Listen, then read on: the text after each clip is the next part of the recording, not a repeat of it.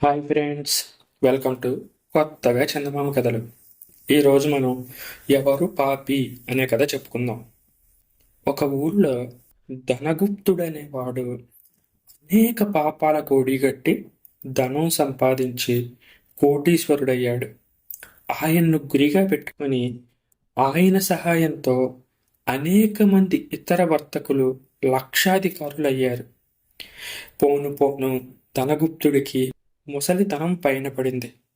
తన చావు దగ్గరికి వస్తున్న కొద్దీ ఆయనకి విపరీతమైన పాప భీతి పట్టుకుంది. బతికున్న నాళ్ళు ఆయన అన్ని పాపాలే చేశాడు. కనీసం ఇక నుంచైనా కొంత పుణ్యం మూట కట్టుకోకపోతే చచ్చాక ఏ నరక కూపాలలో యాతన పడాల్సి వస్తుందో అని ధనగుప్తుడు చాలా ఎక్కువగా భయపడసాగాడు. పుణ్యం సంపాదించడానికి గాను తీర్థయాత్రలు చేసి వద్దామని ఆయన అభిప్రాయపడ్డాడు. ధనగుప్తుడు తీర్థయాత్రలకు బయలుదేరుతున్నాడు అనేసరికి ఆయనతో పాటు మరో ముగ్గురు వర్తక శ్రేష్ఠులు కూడా ప్రయాణమై వెళ్ళారు. ఆ ముగ్గురు వర్తకులు కూడా తమ జీవితంలో పిల్లికి కూడా బిచ్చం పట్టి ఎరగరు. వారు తమ జీవితంలో ఏమాత్రం పుణ్యమే చేయలేదు.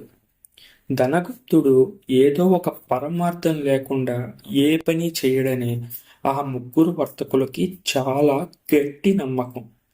పుణ్యం మాట అటుంచితే ఈ తీర్థయాత్రల వల్ల తమకు ఇంకేదైనా లాభాలు ఉండవచ్చని వారు అనుకున్నారు. ఈ లాభాలు తాము మాత్రమే ఎందుకు పొందకూడదు? అదీ కాక ఒకరికి నలుగురైతే ఖర్చు ఇంకా ఎక్కువ కలిసి వస్తుందని వారు అనుకున్నారు. దారిలో ఎవరికైనా కొంచెం జబ్బు చేసినా మిగతా వాళ్ళు ఆదుకుంటారు కదా అనే ఆలోచన చేశారు. వారు ఇవన్నీ మనసులో పెట్టుకొని ధనగుప్తుడి వెంట వెళ్ళారు. ధనగుప్తుడు వారికంటే ముందే ఇవన్నీ ఆలోచించారు. దారిలో నా దగ్గర డబ్బులు అయిపోవచ్చు, లేకపోతే ఏదైనా ఆరోగ్య సమస్య రావచ్చు. అలాంటి సమయంలో ఈ ముగ్గురు తోడుగా ఉంటారు కదా అని ధనగుప్తుడు కూడా వారిని తన వెంట రావడానికి ఒప్పుకున్నాడు. కాశీ వెళ్ళడమా, రామేశ్వరం వెళ్ళడమా అనే విషయంలో వారికి చర్చ జరిగింది. కాశీకి పోవడము, కాటికి పోవడము ఒకటేనని సామెత. అదే రామేశ్వరం అయితే దగ్గరగా ఉంటుంది, దారి కూడా సులువుగా ఉంటుంది. అదీ కాక ఆ గ్రామంలోనే రాముడు అనే మరో వ్యక్తి ఉన్నాడు. వాడు ఇంట్లో అలిగి 3 సార్లు రామేశ్వరం పారిపోయి తిరిగి వచ్చాడు. వాడికి రామేశ్వర ప్రయాణం అనేది కొట్టిన పిండి. కాబట్టి ఆ రాముడనే వాడిని కూడా వెంట పెట్టుకొని ఈ నలుగురు వర్తకులు రామేశ్వరం వెళ్ళాలి అని నిశ్చయించుకున్నారు. అందరూ కలిసి ఒక మంచి రోజు చూసుకున్నారు. రాముడు ముందు దారి తీయడగా రామనామ స్మరణ చేస్తూ ఈ నలుగురు వర్తకులు రామేశ్వరం బయలుదేరారు. వారి ప్రయాణం దాదాపుగా అన్ని విధాలా అనుకూలంగానే సాగింది. అయితే ఇంకా కేవలం 1-2 రోజుల ప్రయాణం మిగిలి ఉందనగా కారు మేఘాలు ముంచుకు వచ్చాయి. దారిలో ప్రళయమైన గాలి వీచడం మొదలైంది. ఆ సమయాన ఈ యాత్రికులు ఒక అడవి గుండా నడుస్తున్నారు. గాలికి అంతంత పెద్ద పెద్ద మానులు కూడా భయంకరంగా ఊగుతూ విరిగి వీరి మీద పడేలా కనిపించాయి. పైన మేఘాలు ఏనుగుల మందులాగా తిరుగుతూ భీకరంగా గర్జిస్తున్నాయి. కళ్ళు చెదిరే మెరుపులకు యాత్రికుల కళ్ళు గుడ్డి అయిపోతున్నాయి. ఉరుముల శబ్దానికి వారి చెవులు పగిలిపోతున్నాయి. దీంతో వారందరికీ బాగా భయం వేసింది. అందరూ కలిసి పిక్క బలం కొద్దీ పరిగెత్తారు. ఎలాగైతేనే అక్కడ వారికి ఒక చిన్న పాడుబడిన దేవాలయం కనిపించింది. అందులో వారందరూ తలదాచుకున్నారు. ఆ వెంటనే పిడుగుల వర్షం ప్రారంభమైంది. వారున్న చోటికి అతి సమీపంలోనే ఒకటి తర్వాత ఒకటిగా పిడుగులు బాంబుల్లాగా భయంకరమైన శబ్దంతో పడసాగాయి. ఒక పిడుగు అంత దూరాన ఉన్న పెద్ద చెట్టు మీద పడింది. పిడుగు పడడం ఆలస్యం. ఆ చెట్టు సగం సురసుర సురసురా కాలిపోయింది. మిగిలిన చెట్టు విరిగి పడిపోయింది. సరిగ్గా మరికొద్ది క్షణాలకి ఇంకొక పిడుగు దేవాలయానికి 50 అంగల దూరంలో పడింది. ఈ నలుగురు భక్తులకి ప్రాణాలలో ప్రాణాలనేవే లేవు. కానీ వీరితో వచ్చిన రాముడు మాత్రం కొంచెం ధైర్యంగానే ఉన్నాడు. అయ్యయ్యో! ఇదేం పిడుగుల వర్షం! నా జన్మలో ఎన్నడూ ఇలాంటిది నేను చూసి ఎరగను. మనలో ఎవరో పాపాత్ముడున్నాడు. ఆ ఒక్క పాపాత్ముడి మూలంగా ఇప్పుడు మనందరం చావబోతున్నాం. తప్పదు అన్నాడు ధనగుప్తుడు. అసలు ఈ రాముడే పాపాత్ముడు. ఇలాంటి వాణ్ణి మనం తీసుకురావడమే తప్పు. తెచ్చామే అనుకో, వీడు కూడా మనతో పాటు పాపాలు చేసే ఉంటాడు. కానీ ఈ దేవాలయంలో తలదాచుకున్నాడు.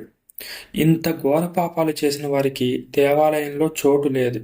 కానీ వీడు తగుదునమ్మా అని వచ్చి కూర్చున్నాడు. కానీ దేవుడు మాత్రం ఊరుకుంటాడా? అందుకే ఆగ్రహిస్తున్నాడు అని మరొక యాత్రికుడు తన అభిప్రాయాన్ని చెప్పాడు. మొత్తానికి ధనగుప్తుడు మిగిలిన ముగ్గురు వర్తకులు కలిసి రాముణ్ణి గుడి బయటికి వెళ్ళిపోమన్నారు. అప్పుడు పాపం రాముడు, బాబ్బాబు, వాన చాలా పెద్దదైంది. తడిసిపోతాను. బయటికెళ్తే నా ప్రాణాలు కూడా పోయే ప్రమాదం ఉంటుంది. దయచేసి కరుణించండి. పుణ్యం కట్టుకోండి. నేను పాపినే. ఎన్నో పాపాలు చేశాను. కానీ మీలాంటి పుణ్యాత్ములు నా పక్కనుంటే నన్ను దేవుడు ఏమీ చెయ్యడు. నా ఒక్కడి మూలంగా మీరు నలుగురు నష్టపోతారా? దేవుడు అలాంటి అన్యాయాలు చేయడు. దేవుడు అలాంటి వాడు కాదు అని రాముడు వాళ్ళని ఎంతగానో బతిమలాడుకున్నాడు. వాడు చలికి వణుకుతూ దన్నాలు పెట్టి బతిమలాడుతున్న కొద్దీ ఆ యాత్రికుల గీర్వాణం ఇంకా ఎక్కువైపోయింది. ఆఖరికి వాళ్ళు నలుగురు చేరి రాముణ్ణి వానలోకి నెట్టేశారు. పాపం వాడికి వర్షంలో ఎక్కడికి వెళ్ళాలి, ఏం చెయ్యాలి అని ఏమీ తోచలేదు. ఆ గుడికి కనుచూపు మేరలోనే ఒక పెద్ద మర్రి చెట్టు ఒకటి కనిపించింది. దాని కింద కొంచెం నీడగా వర్షం పడకుండా ఉంది. దీంతో వాడు పరుగు పరుగున వెళ్ళి ఆ మర్రి చెట్టు కింద నించున్నాడు. వారు నలుగురు అక్కడ గుళ్ళో కూర్చొని వీణ్ణి చూసి నవ్వుతూ ఉన్నారు. ఇంతలో మరుక్షణమే ఆకాశం పగిలినట్టు చప్పుడైంది. పెద్ద వెలుతురైంది. రాముడు కళ్ళు మూసి గట్టిగా తెరిచేసరికి ఎదురుగా దేవాలయం లేదు. కేవలం ఒక రాళ్లగుట్ట మాత్రమే ఉంది. అంటే ఆ పాడుబడిన గుడి మీద పిడుగుపడి ఆ నలుగురు వర్తకులు అక్కడికక్కడే చనిపోయారు. అప్పుడు రాముడికి తమలో నిజంగా పాపులు ఎవరో అర్థమైంది. అక్కడి నుంచి బయటికి వచ్చేసినందుకు బతుకు జీవుడా అనుకున్నాడు. తన ప్రాణాలు కాపాడిన దేవుడికి ఎన్నో కృతజ్ఞతలు చెప్పుకున్నాడు. ఆ తర్వాత వెంటనే రామేశ్వరానికి వెళ్ళి దైవ దర్శనం చేసుకొని తిరిగి ఇంటికి ప్రయాణం అయ్యాడు. ఈ కథ మీకు నచ్చినట్లయితే దీన్ని లైక్ చేయండి, మీ ఫ్రెండ్స్ అందరికీ షేర్ చేయండి. అలాగే మన ఛానల్ని సబ్స్క్రైబ్ చేసుకోవడం మాత్రం అస్సలు మర్చిపోకండి. Thank you friends.